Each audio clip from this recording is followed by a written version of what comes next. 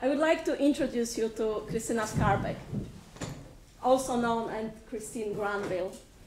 Apparently, she was Churchill's favorite spy. She was a Polish countess, born to the Polish aristocrat and a Jewish heiress.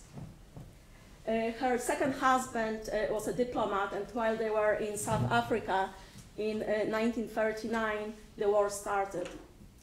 So Krystyna arrived in London and knocked on the door of MI6.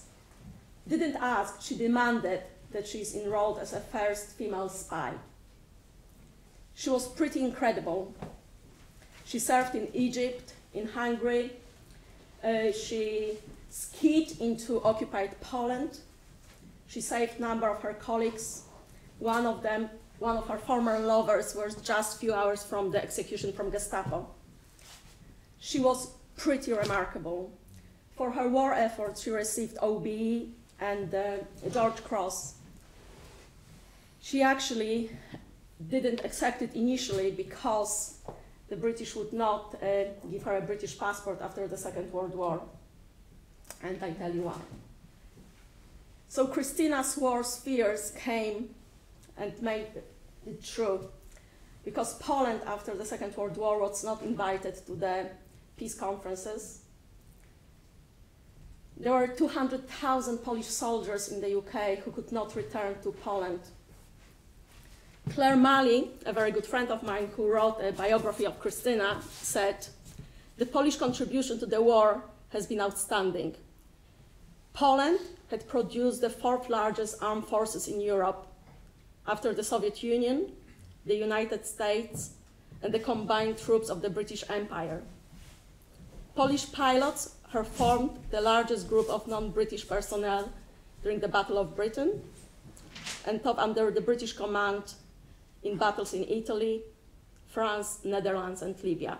Just yesterday, we commemorated the 80th anniversary of Operation Market Garden." So you can imagine how Krystyna and the fellow 200,000 Polish soldiers felt. Scott is not here. I wanted to ask him about sacred values. How is it to be on the receiving end? Or Harvey about fusion, when you fused with something or somebody, and then you are unfortunately abandoned, or you are just a trade-off. And I'm not sure if those three guys are heroes or villains, or is there one hero and two villains, or is it two villains and one hero?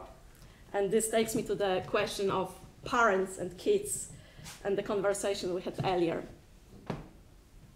Just to add to the injury, the Polish troops were not invited to the Victory Parade in 1946 because the British government did not want to offend Stalin. After the war, Krystyna, with her family being completely wiped out, she didn't have anybody to return to or anywhere to return to. She was too Polish to be a British war hero and too British to return to the Soviet-occupied Poland. As I mentioned before, she had difficulties with obtaining paperwork here in Britain.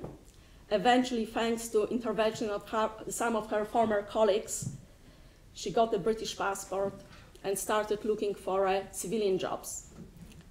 She ended up working in Harrods. She ended up working as a housekeeper. She was also a stewardess on a ship liner. In 1956, she was due to fly to Brussels. The plane was delayed.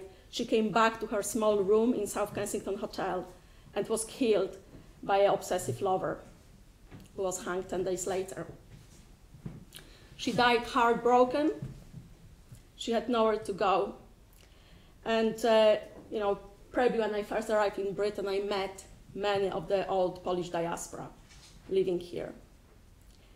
And when we think about ending wars, do we think about the consequences? Do we think only about those who are in charge or who've got the bargaining power?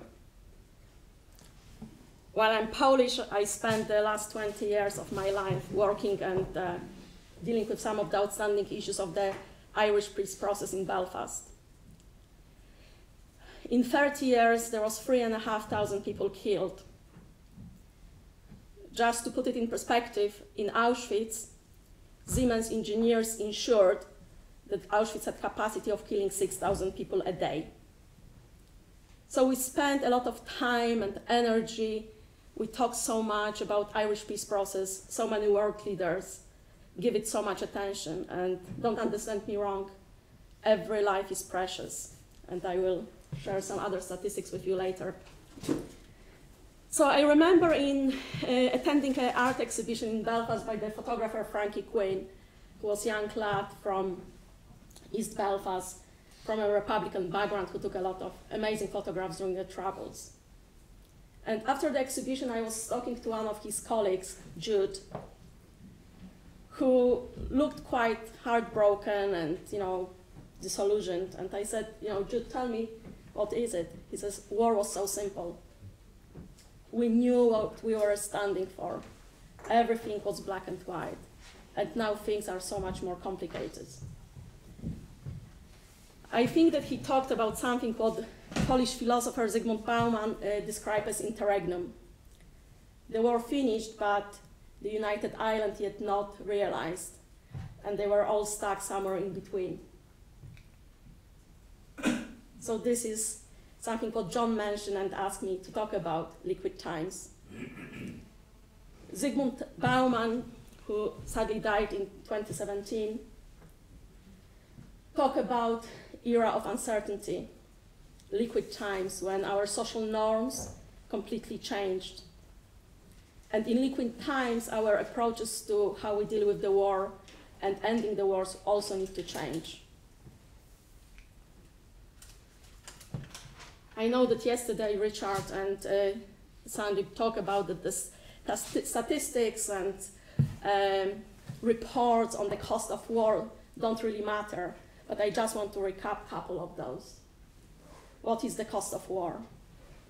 Loss of life, humanitarian crisis, the expenditure, which I will talk in a minute, environmental costs, reconstruction, rebuilding nations, lost opportunities, and the impact on the global security. And this is again something what Bauman talked about the constant fear, constant insecurity, which then makes the wars even more real. Hassan earlier said that the wars perhaps are just lessons. I don't know if 200 million people who are killed in the last century and the beginning of this century are a lesson. If we were to dedicate 1 minute for every life lost, it would take us 380 years of silence. Second World War, First World War, many wars of the colonization, post-Cold Wars, now the wars which are raging right now. I remember going to Afghanistan in 2013 to share experiences of the Northern Irish peace process. I arrived in Kabul with one of the Northern Irish MPs and the advisor to Sinn Féin, and we ended up in Kabul on the day where the elders were meeting. We were sitting in a large room with 99% of men, I think there were 2 females, including myself, trying to teach them about Northern Irish peace process. They didn't know what Northern Ireland was. Meeting after meeting, I felt deeply ashamed that I was there, because our visit probably would feed 2 villages for several months. Cost of Afghan war, just to Americans, 2.3 trillion. And there is something else I wanted to stress here. The current debt, and this probably should be a subject of another whole lecture, of America is 33 trillion. It's 120% of their GDP. Britain, 3 trillion in debt, 100% of the GDP. Yet, we keep spending more money on wars and military. Human cost. And this is on top of the Afghan-Russian war, Soviet war, which took probably around 1 million lives. Cost to Afghanistan, all the people displaced, some arriving in boats on the shores of Britain, causing even more social problems. Cost to allies, which is going on and on. There is a quote, and when I tried to check who this quote is attributed to, apparently it was said by Einstein and Twain and Franklin and Brown. Sometimes it's said it's an ancient Chinese proverb, but it first was detected on Narcotics Anonymous pamphlet. Insanity is doing the same thing over and over again and expecting different results. Yet, we keep doing the same over and over again. Ukraine.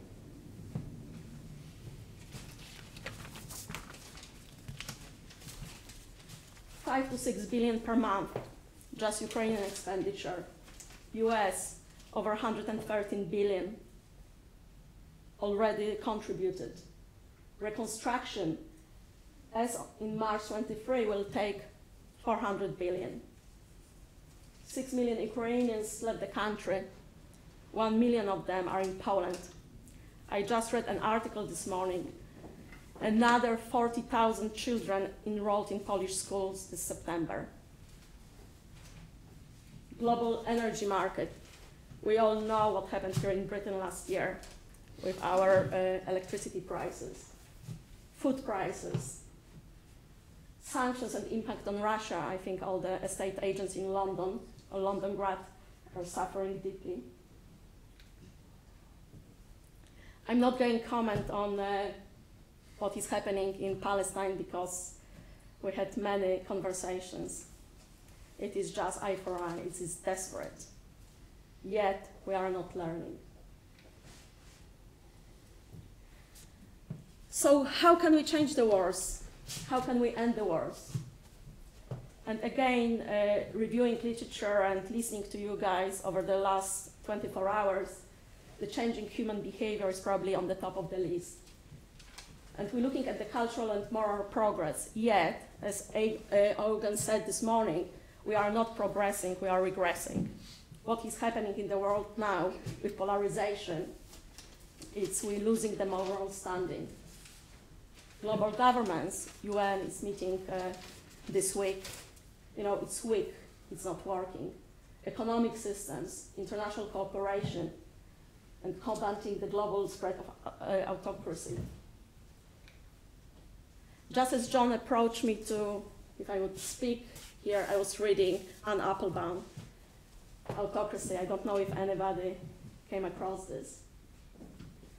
So reading Anne Applebaum, I picked up some themes which she suggests that we could try to end the wars in the times of liquidity, uncertainty, strengthening democracy. And I know that John, number of occasions, mentioned that democracy does not necessarily work, and it's very difficult. But perhaps the argument is that the healthy democracy still does work, and is probably our best option. Civic society and free media, targeting the global aristocratic alliance, standing up to people like Putin and Orban, being more vocal, having courage, looking at more accountability, and countering disinformation and propaganda, maybe through AI and so on. As we know, as John said, fact-checking does not work, and you know, in this room there are many researchers who talk about sacred values and things who really move us. But whenever I was thinking about how we can end wars in the times of liquidity, in uncertainty, one thing came to mind over and over again, and it's a book by Rabbi Sachs, Morality. And something perhaps what I try to do every day through my day-to-day work, and this is the moral leadership. So Rabbi Sachs, in his works on morality and global ethics, addresses the religious and moral dimensions of conflict and peace. For Sachs, one of the root causes of modern conflicts is collapse of moral frameworks and shared values. And again, it takes me to John's initial introduction and values which Isaiah Berlin was talking about. Sachs argues that in the world increasingly characterized by cultural diversity, it is crucial to foster what he calls the dignity of difference. And again, my dear friend Donna Hicks in Harvard writes quite extensively on leadership and dignity, and I would highly recommend you to look at her work. So according to Sachs, wars often arise because of failure to appreciate the dignity of others. So in liquid times, where the boundaries are blurred and identities are increasingly hybrid, he calls for a world where we can coexist through mutual respect.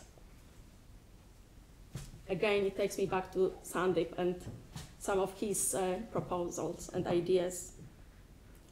To end wars in such a times, Rabbi Sachs emphasizes the importance of moral leadership, where leaders inspire people to look beyond their narrow identities and foster a sense of humanity. So while it looks so complicated, it is really simple, and this moral leadership perhaps should be exercised not only by the world leaders, but by each one of us in this very room. And I wanted to finish on this Nigerian proverb, which I seen a few days ago. The times are urgent, so let us slow down and think and ponder. Thank you.